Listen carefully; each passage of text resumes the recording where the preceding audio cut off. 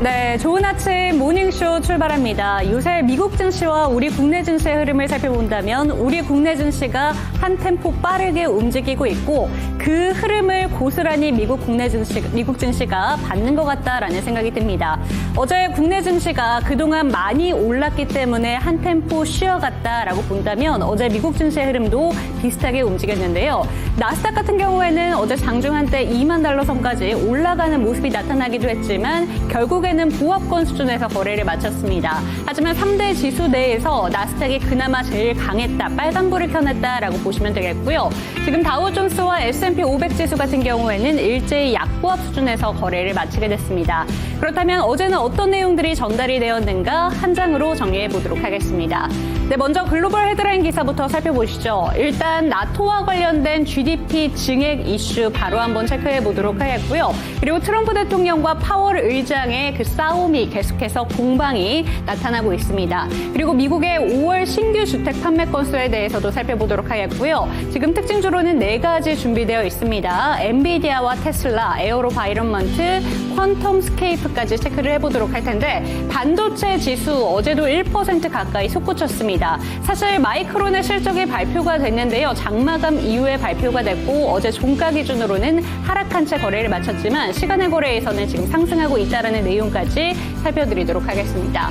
네, 투데이 뉴스판으로 넘어오시면요. 이 대통령이 로스쿨과 관련해서 이야기를 했습니다. 음서제가 되는 것 아니냐라고 걱정을 하면서 문제점을 검토하겠다라고 밝혔고요. 시간의 거래에서 교육 관련된 종목들 일부가 강세를 보였다는 점 체크해 보시면 되겠고 원자력 안전위원회에서 고리 1호기에 대해서 해체 심의 예정이다라는 내용 오늘 원자력 해체와 관련된 종목들 체크해 보시면 좋을 것 같습니다. 일본 정부가 성장률의 전망치를 하향 검토하고 있다고 하고요. 국정원장이 대북과 관련해서 이야기가 나왔습니다. 그리고 HD 현대와 하나와에 대해서 조선 관련된 이슈 체크해 보도록 하겠고요. 미국의 관세 여파로 JP모건에서는 스태그플레이션이 우려된다라고 밝혔습니다. 네, 투데이 리포트로는 3가지 준비되어 있습니다. 어제 34만 원까지 목표가 상향 조정된 SK 하이닉스 살펴보도록 하겠고요. 신세계와 넥스트 바이오메디컬까지 체크해 보도록 하겠습니다. 그럼 첫 번째 글로벌 헤드라인 기사부터 살펴보시죠. 네, 나토와 관련된 이야기 살펴보도록 하겠습니다. 네덜란드 헤이그에서 열린 나토 정상회담에서 회원국 32개국이 2035년까지 국방비를 국내 총생산의 5%대까지 늘리기로 합의를 했습니다. 이번 합의는 두 부분으로 크게 나뉘는데요. 직접 군사비는 3.5%, 인프라와 방산비는 1.5%. 이렇게 되면서 도널드 트럼프 대통령이 요구했었던 5%를 맞추겠다라고 발표했습니다. 기존 2% 지출의 목표치에서 크게 2배가량 올라간 수치다라는 점을 생각해 보시면 되겠고요. 트럼프 대통령은 이번 회담에 대해서 서구 문명의 승리다라고 보면서 5%의 목표치는 그 누구도 가능하다고 생각하지 않았는데 이게 가능해졌다라고 밝혔습니다. 전날에는 나토 집단 방위 조항인 5조에 대해서 애매한 입장을 보였지만 이번 합의 이후에는 나는 5조를 지지한다라고 밝혔고요. 그래서 내가 여기에 있는 것이라면서 입장 선회를 밝혔습니다. 또 한 가지 중요한 점은 이번 회담 중에서 한국을 포함한 일본과 호주, 뉴질랜드 등 인도태평양 파트너 4개국과도 첫 공동서명을 했다라는 점이 주목해 볼 만한데요. 서방과 아시아 간의 방위산업 협력 확대를 명시했기 때문에 한국과 유럽 방산 수출에도 긍정적인 기대감이 커지고 있다는 점 살펴보시면 좋을 것 같습니다. 네, 두 번째 헤드라인 기사로 넘어가 보시죠. 네, 트럼프 대통령과 파월 의장의 입장차가 계속해서 나타나고 있습니다. 트럼프 대통령은 어제 나토 정상회의 이후에 기자회견에서 이란과 이스라엘의 전쟁에 대한 이야기도 했었고 이 국방비에 대한 이야기도 했지만 파월 의장에 대한 이야기도 함께 언급을 했습니다.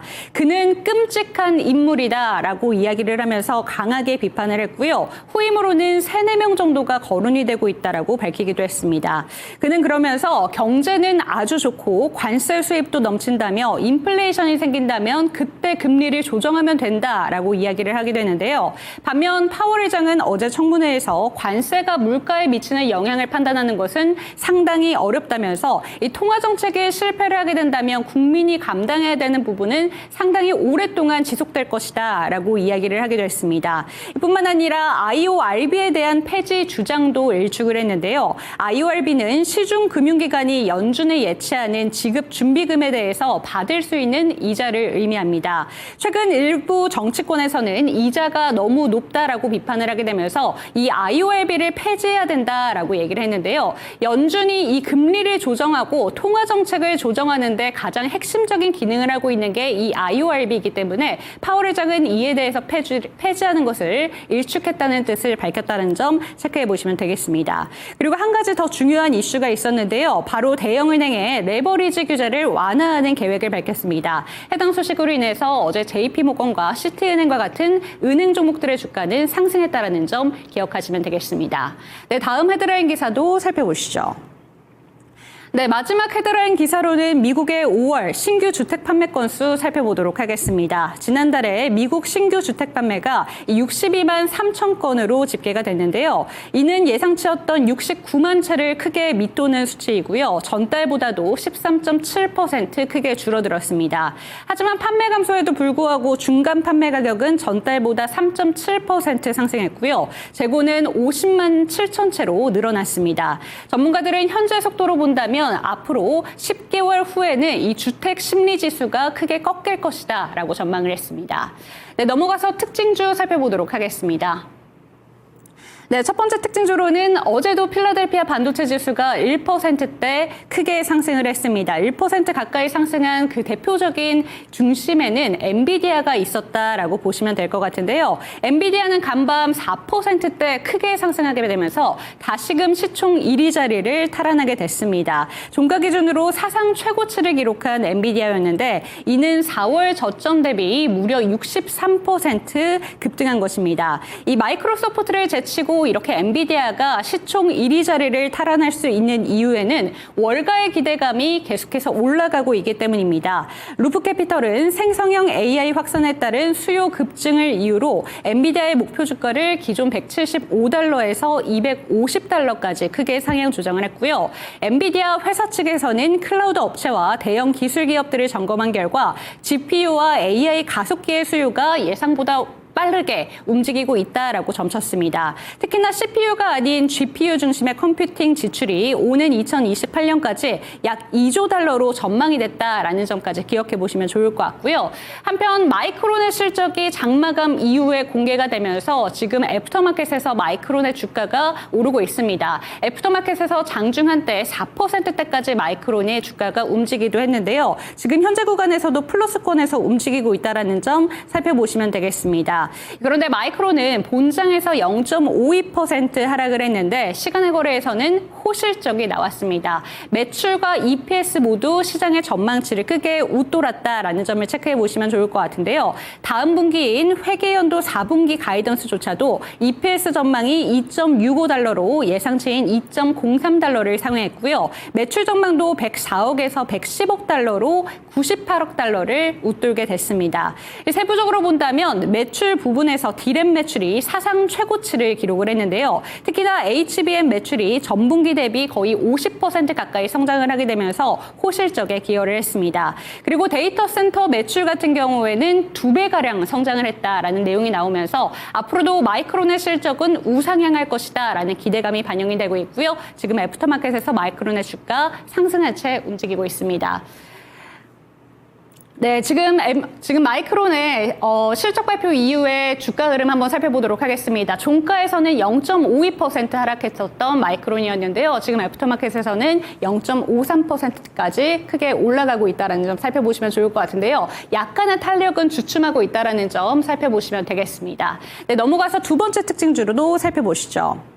네, 이번에는 테슬라 한번 살펴보도록 하겠습니다. 로보택시에 대한 기대감으로 최근에 주가가 급등을 했었는데 연이틀 주가가 크게 밀리고 있습니다. 어제 같은 경우에는 특히나 악재가 많이 쏟아졌는데요. 먼저 유럽에서 5월 신차 등록 대수가 전년 대비 28% 급감을 하면서 5개월 연속 하락세를 이어가고 있습니다. 점유율도 1.2%대로 크게 떨어졌는데요. 반면 BYD 등 이 중국 전기차 전기차 같은 경우에는 점유율을 크게 늘려가고 있기 때문에 테슬라의 위치가 위태로워지고 있다라는 전문가들의 평가가 나오고 있습니다. 한편 여기에 자율주행 기능 결함으로 인한 사망사고와 관련된 소송까지 잇따르고 있는데요. 현재까지 오토파일럿과 관련된 소송은 최소 15건이 진행 중인 가운데 어제는 프랑스 정부와 멕시코 정부로부터도 소송과 관련된 이슈가 있었습니다. 먼저 프랑스 정부로부터는 과대 광고와 환불 지연과 관련된 시정 명령을 받았고요.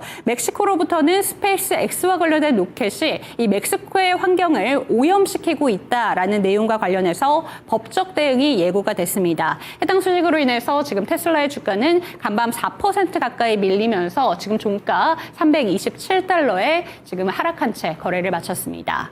네, 다음 특징주 살펴보시죠. 네, 세 번째 특징주로는 드론 관련된 종목인 에어로바이러먼트 살펴보도록 하겠습니다. 어제 나토 정상회의에서 이야기를 전해드렸는데 스페인을 제외한 모든 국가가 5%대까지 국방비를 증액하겠다라는 내용이 나왔습니다. 그런데 요새 전쟁 관련된 흐름을 살펴본다면 전쟁 내에서 드론 관련된 내용들이 꾸준히 언급되고 있다는 점 알 수가 있습니다. 이러한 흐름에 에어로바이러먼트의 매출과 수준은 크게 늘었는데요. 회계연도 4분기 실적에 따르면 매출은 전년 대비 23% 증가했고요. 순이익도 10% 늘었습니다. 특히 수주잔고가 전년 대비 80% 넘게 크게 급증을 했는데 신규 드론 제품들이 전장에서 두각을 나타냈기 때문이다라고 밝혔습니다. 다만 내년 EPS 가이던스는 2.80달러에서 3달러로 시장 기대치인 3.82달러에 크게 못 미치는 수준인데요. 그럼에도 불구하고 에어로바이러먼트의 주가는 어제 20% 넘게 급등을 했고요. 21.55% 상승한 채 234달러 수준에서 상승하며 거래를 마쳤습니다. 네, 마지막 특징주 살펴보시죠. 네, 끝으로는 퀀텀스케이프 살펴보도록 하겠습니다. 배터리 스타트업으로 알려져 있는 종목인데요. 이 퀀텀스케이프가 고체 리튬 금속 배터리 생산 공장에서 돌파구를 마련했다라는 소식이 들려오면서 하루 만에 주가가 30% 넘게 급증했습니다. 이 회사는 자체 개발한 코브라 세라믹 분리막 공정을 배터리 셀 생산의 표준으로 도입했다라고 밝혔는데요. 이 공장이 실제 조립 라인에서 안정적으로 작동함을 증명했다라는 것이 핵심적으로 좀 시장에서 언급이 되고 있습니다. 해당 소식으로 인해서 지금 주가 크게 올랐는데요. 30% 넘게 상승한 채 거래를 마쳤다는 점, 그리고 이 내용이 오늘 2차 전지, 배터리 관련된 종목들에도 영향을 끼칠 수 있다는 점 함께 기억해 보시면 좋을 것 같습니다. 이렇게 네 가지 특징주까지 살펴봤습니다. 그렇다면 자세한 뉴욕 증시 상황에 대해서 특파원 연결해 보도록 하겠습니다.